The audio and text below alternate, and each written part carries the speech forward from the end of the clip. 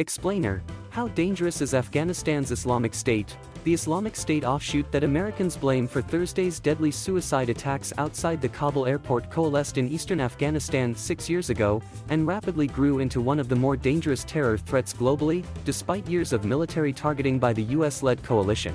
The group known as Islamic State Khorasan has survived to launch a massive new assault as the United States and other NATO partners withdraw from Afghanistan, and as the Taliban return to power. President Joe Biden cited the threat of Islamic State attacks in sticking with a Tuesday deadline for pulling U.S. forces out of Afghanistan. Biden blamed the group for Thursday's attacks, which included a suicide bomber who slipped into the crowds of Afghans outside airport gates controlled by U.S. service members. The group has built a record of highly lethal attacks in the face of its own heavy losses. A look at a deadly group influencing the course of the Kabul airlifts and U.S. actions. The Islamic State's Central Asia affiliate sprang up in the months after the group's core fighters swept across Syria and Iraq, carving out a self-styled caliphate, or Islamic Empire, in the summer of 2014. In Syria and Iraq, it took local and international forces 5 years of subsequent fighting to roll back the caliphate. The Afghanistan affiliate takes its name from the Khorasan province, a region that covered much of Afghanistan, Iran and Central Asia in the Middle Ages. The group is also known as ISK, or ISIS-K. The group started as several hundred Pakistani Taliban fighters, who took refuge across the border in Afghanistan after military operations drove them out of their home country. Other, like-minded extremists joined them there, including disgruntled Afghan Taliban fighters unhappy with what they, unlike the West, saw as the Taliban's overly moderate and peaceful ways. As the Taliban pursued peace talks with the United States in recent years, discontented Taliban increasingly moved to the more extremist Islamic State, swelling its numbers. Most were frustrated that the Taliban was pursuing negotiations with the US at a time when they thought the movement was on the march to a military win. The group also has attracted a significant cadre from the Islamic movement of Uzbekistan, from a neighboring country, fighters from Iran's only Sunni Muslim-majority province, and members of the Turkestan Islamic Party comprising Uyghurs from China's northeast.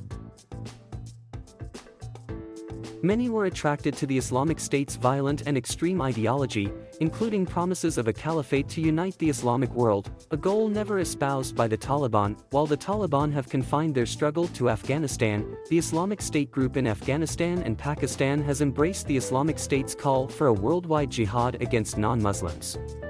The Center for International and Strategic Studies counts dozens of attacks that Islamic State fighters have launched against civilians in Afghanistan and Pakistan, including minority Shiite Muslims, as well as hundreds of clashes with Afghan, Pakistani and US-led coalition forces since January 2017. Though the group has yet to conduct attacks against the US homeland, the US government believes it represents a chronic threat to US and allied interests in South and Central Asia. They are enemies. While intelligence officials believe al-Qaeda fighters are integrated among the Taliban, by contrast, have waged major, coordinated offensives against the Islamic State group in Afghanistan.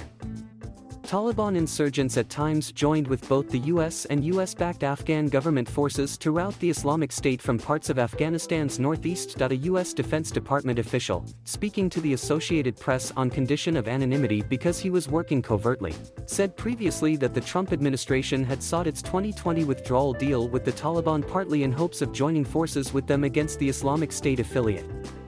The administration saw that group as the real threat to the American homeland.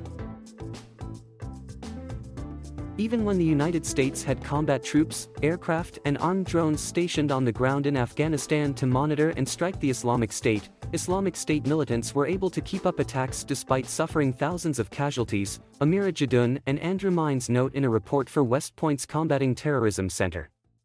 The withdrawal is depriving the United States of its on-the-ground strike capacity in Afghanistan and threatens to weaken its ability to track the Islamic State and its attack planning as well.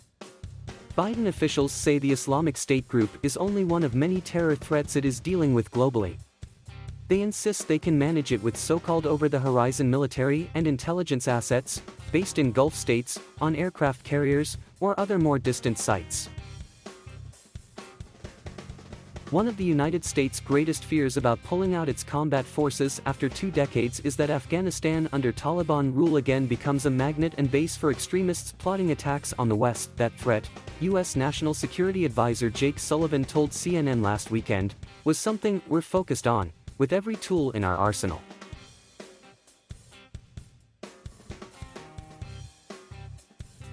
Thank you for watching. Please subscribe.